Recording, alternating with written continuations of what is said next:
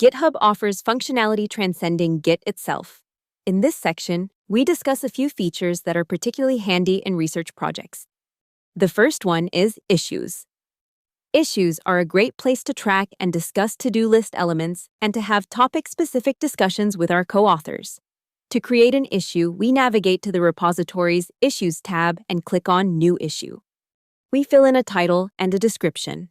In it, we can reference commits, collaborators, etc. On the right-hand side, we can assign collaborators to the issue and add labels. In research project, it often happens that co-authors agree on steps that still need to be done, but then no one feels responsible and hopes that others might take care of it. Avoid this problem by agreeing on task distribution with your colleagues and assign someone to an issue. This way, they cannot claim at the next meeting that they were not aware it was their job. Labels help with organization as the list of issues grows longer. They categorize entries. In a research project, labels could be robustness check, extension, or revision. Issues remain open until someone closes them, with or without a comment. The next feature is pull requests. The main branch is the branch that exclusively encompasses content that all authors agree on.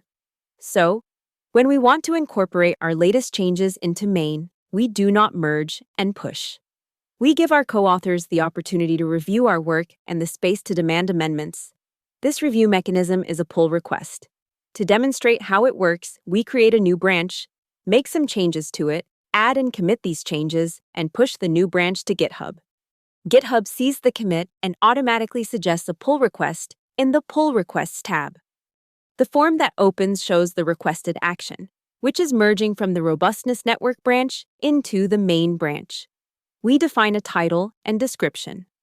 On the right-hand side, we can select reviewers, assignees, labels, etc. Our co-authors can either merge the pull request and thereby accept our request, or they can leave a comment. The example here receives a comment asking to swap an R package used in the new code.